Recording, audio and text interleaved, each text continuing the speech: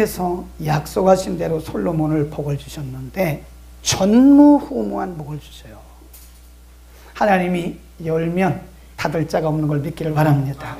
하나님이 축복하시면요, 사람들이 생각한 그런 축복과는 비교가 안 됩니다. 참 안타깝게도 11장에 가면 솔로몬의 마음이 하나님을 떠나요.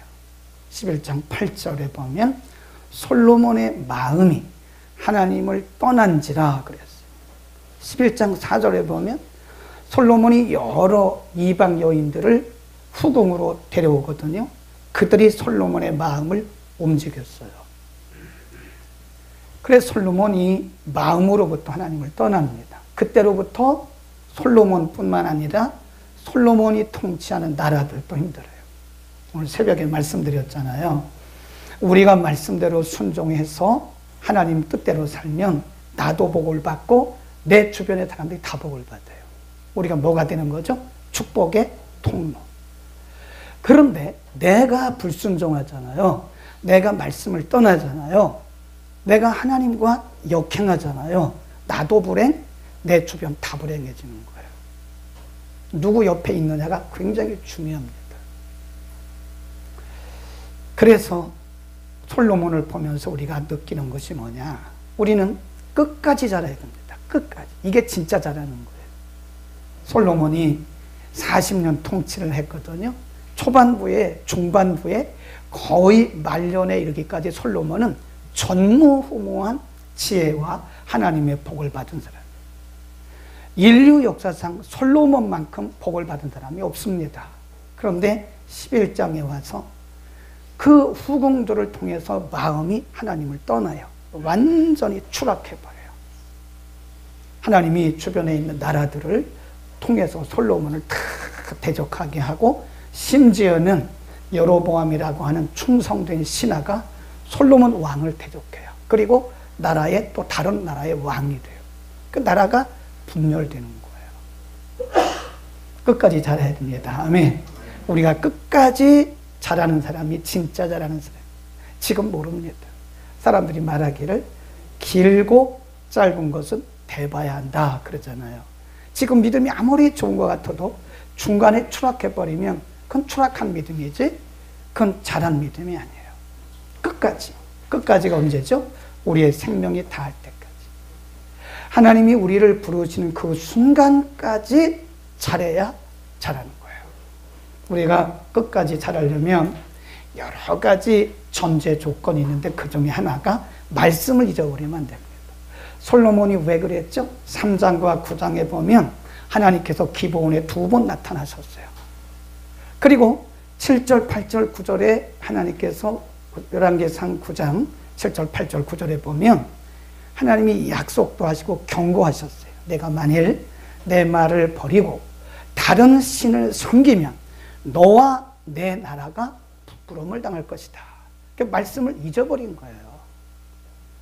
우리 신앙생활에 있어서 가장 불행한 것이 뭔지 아십니까? 하나님의 말씀을 잊어버리는 것. 하나님의 말씀을 무시하는 것. 그 자체가 불행이에요. 또 한 가지는 우리 마음을 지켜야 돼요. 마음.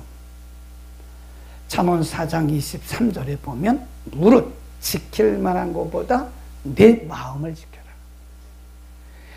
인간의 모든 생명의 근원이 마음에 있다. 누구를 통해서 하신 말씀이에요? 솔로몬. 솔로몬을 통해서 하나님이 그 말씀 하셨는데 솔로몬이 마음이 변질돼 버렸어요. 그리고 추락하고 마른 거예요. 우리가 사람들을 가르칠 수 있습니다. 설교 얼마든지 할 수 있습니다. 사람들을 권면할 수도 있습니다. 그러나 내 마음을 지키지 못하면 우리도 솔로몬처럼 추락할 가능성이 커요. 이만한 신학자가 없습니다. 이만한 성경 해석자가 없어요. 이만한 주석계가 없습니다. 사도 바울만한 선교사가 없습니다. 사도 바울만한 영성가가 없어요. 그 당시 최고의 학문을 가진 사람, 최고의 혈통을 가진 사람, 최고의 종교성을 가진 사람, 그가 말하기를 나는 이 세상의 지혜를 의지하지 않는다. 그러면서 하나님의 지혜에 대한 말씀을 합니다. 자, 그는 이렇게 또 말합니다. 사도 바울의 자세입니다. 그 마음의 자세 12절. 2장 12절. 시작. 우리가 세상의 영을 받지 아니하고 오직 하나님께로서 온 영을 받았으니 우리는 하나님께서 은혜로 주신 것들을 알게 하려 함이라.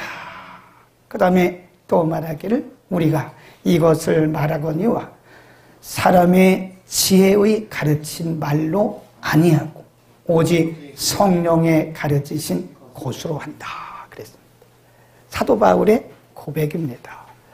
사도 바울이 예루살렘으로부터 시작해서 소아시아, 유럽까지 마지막에는 로마까지 가는 선교 여행을, 전도 여행을 4번이나 하고 수많은 사람들을 만나서 복음을 전했어요. 근데 그가 말하기를 나는 이 세상의 지혜, 여기서 말한 이 세상의 지혜라는 것은 소피아, 헬라 철학을 말합니다. 그 당시에는요, 헬라 철학이 아주 유행했어요. 요즘에 우리가 보통 세계 공용어인 영어를 해야 사람들이 오, 실력 있다 그러잖아요. 꼭 그런 건 아닌데 사람들이 영어를 잘하면 오, 실력 있네 이런 것처럼 그 당시 이 지식의 2가지 기존이 뭐냐. 하나는 코인의 헬라어예요. 헬라어.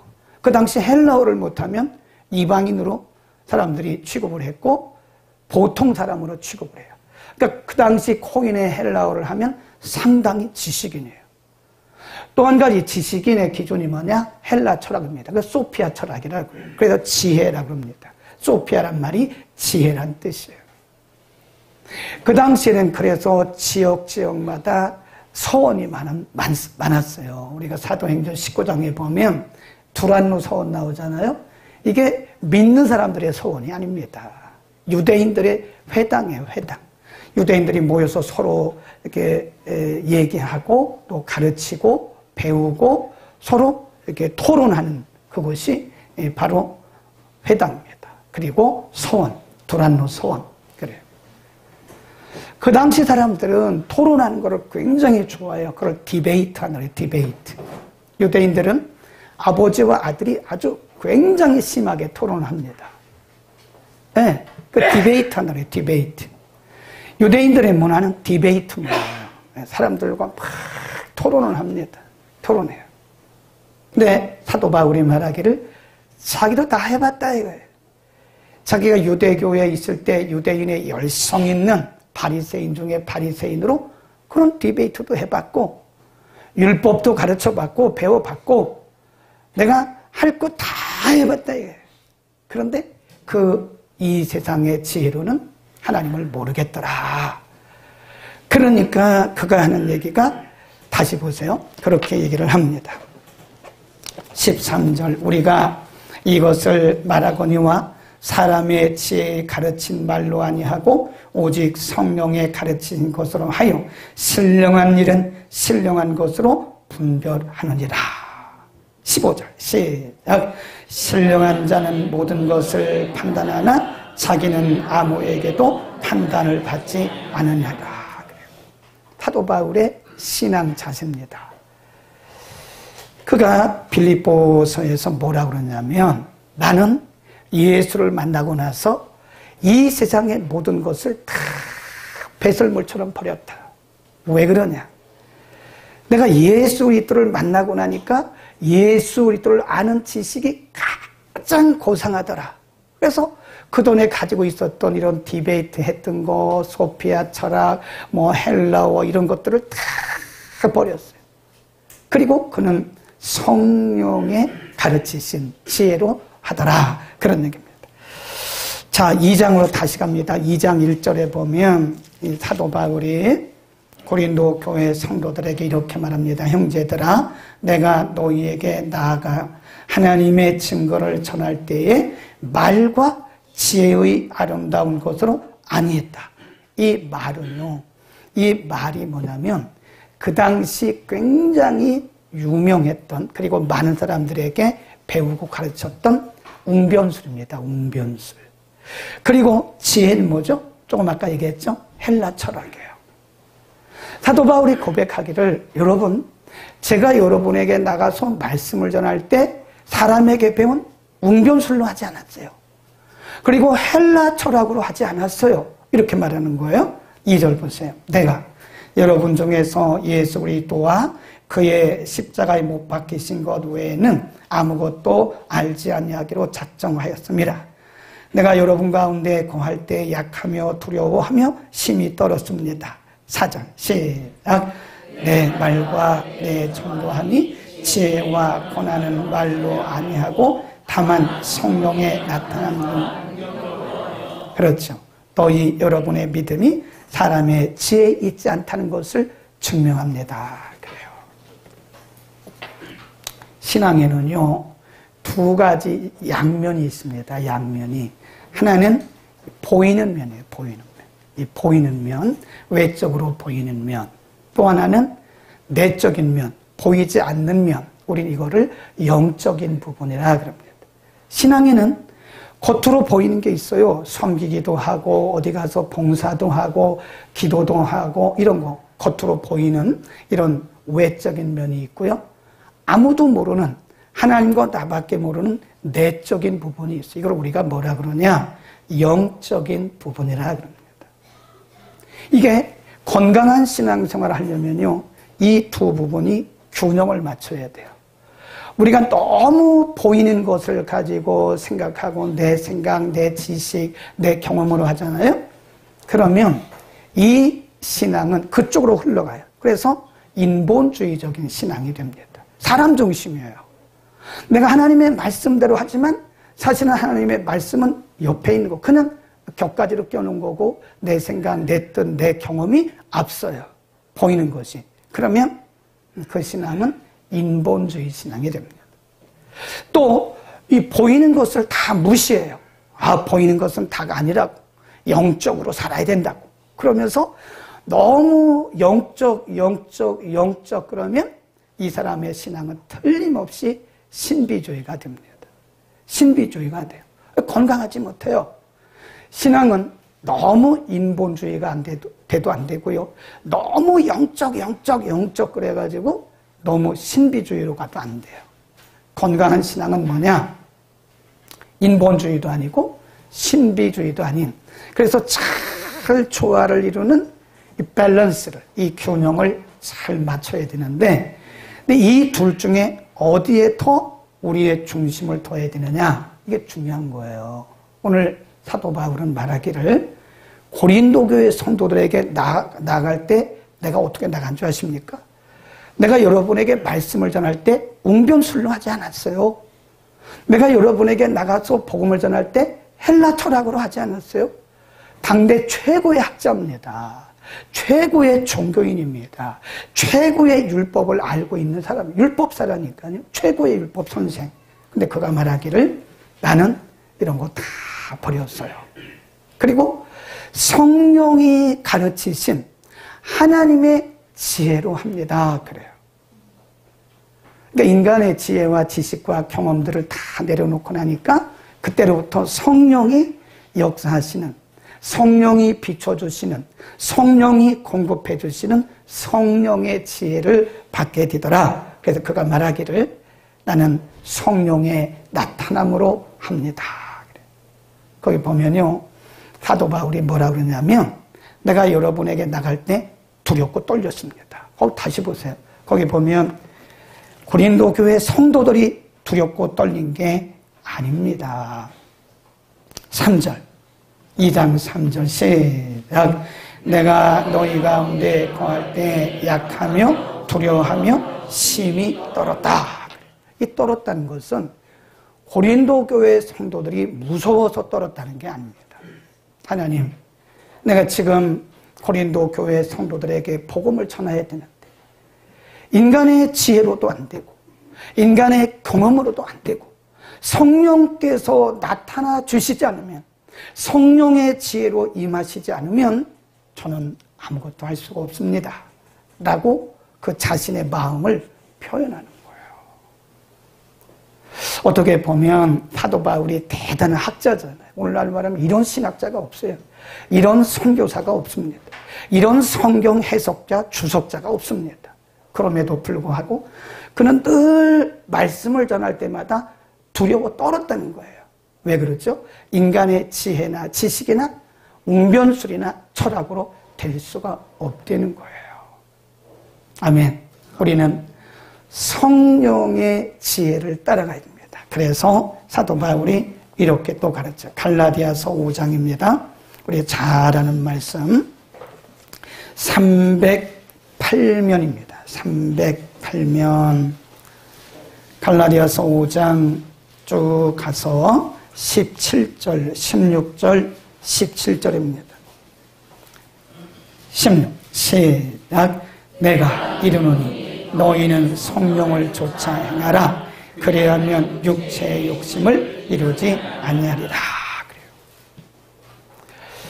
그래요. 우리 시대에 우리가 극복해야 할 것이 뭔지 아세요? 굉장히 중요한 건데요. 하나는 세속화, 같은 얘기입니다. 세속화, secularism. 교회가 세속화돼요. 세상과 구별이 돼야 되는데 세상을 그대로 카피해서 교회에서 그대로 행합니다. 그러니까 교회가 능력이 없는 거예요. 사람들이 이렇게 말해요. 교회가 왜 신비로움이 없지? 신비주의는 아니지만 교회는 신비로움이 있어야 돼요. 신비로움. 목사님이 똑같은 사람이지만 이 목사에게서 신비로움이 없으면 안 되잖아요. 여러분에게서, 기도하는 여러분에게서 신비주의는 아니지만 신비로움이 있어야 돼요. 저분은 뭔가 다르구나. 뭔가 있어, 저분은. 신비로움이 우리 가운데 있어야 돼요. 교회도 그래야 되고. 그런데 현대교회가 신비로움을 상실했어요. 똑같아요. 그게 뭐냐? 세속화. 또 한 가지 같은 얘기로 뭐냐면 인본주의입니다. 인본주의. 교회를 병들게 하는 암적인 존재가 뭐냐? 인본주의입니다. 인본주의. 사람의 생각, 사람의 경험, 사람의 지식. 근데 어떤 데 보면요, 교회를 매니지먼트 하는 사람들이 있어요. 교회를 경영이라고 말하는 사람. 교회는 경영이 아니에요. 교회를 경영하듯이 하려고 하는 사람들이 있다. 그건 완전히 인본주의입니다. 현대교회가 신비로움을 잃어가고 있는 것은 세속화 혹은 인본주의가 밀물같이 이 교회를 덮친 거예요. 그러니까 하나님의 말씀이 이 인본주의와 세속화에 이렇게 딱 가려져 버린 거예요. 성도들도 마찬가지. 로마서 8장에 보면 인간의 생각은 하나님과 원수가 된다. 그런 말씀을 합니다. 제가 읽어볼게요. 로마서 8장 5절에 보면 이런 말씀이 있습니다. 사람의 생각은 하나님과 원수가 된다. 육신을 좇는 자는 육신의 일을, 영을 좇는 자는 영의 일을 생각하나니 육신의 생각은 뭐래요? 사망. 육신의 생각은 사망이요. 영의 생각은 생명과 평안이라. 그랬어요. 그러니까 우리 가운데 육신의 생각이 들어오면 이미 우리는 사망을, 죽음을 향해서 가고 있는 거예요. 성령의 생각은 평안 그리고 생명이다. 생명. 성령이 우리에게 주시는 생각은, 그래서 우리가 반드시 기억해야 하는 것은 우리 신앙생활이요, 항상 말씀 중심해야 되고요, 하나님께 초점을 맞춰야 돼요. 하나님께 시선을 둬야 돼요. 하나님이 뭐라고 말씀하신가를 이렇게 들어야 돼요. 내 생각이 앞서면 안 돼요. 인간의 지식이 앞서면 인본주의입니다. 그 세속화입니다. 능력이 없어요. 하나님께 시선을 맞추고 하나님께 여쭤봐야 돼요. 그냥 막 되는 대로 이거 하자. 그러면 그게 인본주의라는 거예요. 요즘에 설교를요, 챗 GPT인가 그거에다 딱 넣으면요, 3초면 다 나옵니다. 본문 딱 넣잖아요. 제가 시험 해봤어요. 3초도 안 걸려요. 본문 딱 넣잖아요. 그럼 제목까지 지가 다 정해줍니다. 영국에서 어떤 분이 그거를 시험을 했대, 진짜로. 큰 모니터에 놓고 AI 사람이 있어요, 사람. 똑같이 AI 사람을 만들어가지고 AI 목사님을 놓고 시험을 했대요. 그 챗 GPT가 만든 설교 원구문을 가지고 AI 목사님 흑인이더라고요. 보니까 흑인으로 만들어가지고 설교를 하는데 기가 막히게 설교를 잘합니다. 예?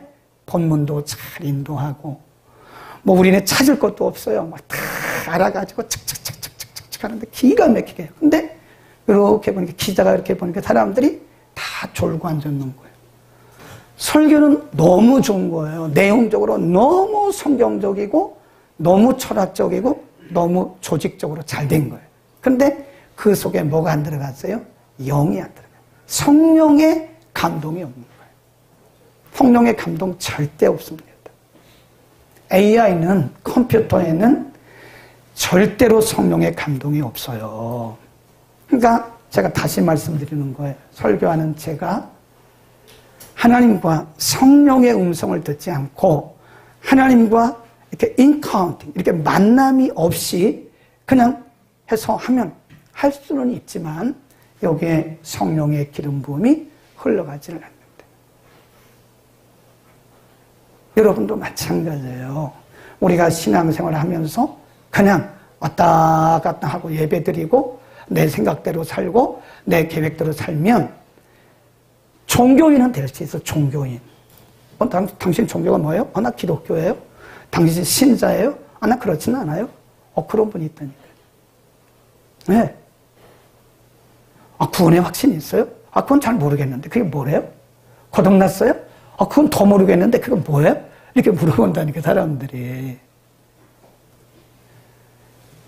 지금 사도 바울은 그 당대 최고의 신학자요, 선교사요, 성경 해석자요, 주석가였는데 그가 말하기를 나는 여러분에게 나가서 복음을 전할 때 인간의 그 웅변술로 하지 않았습니다.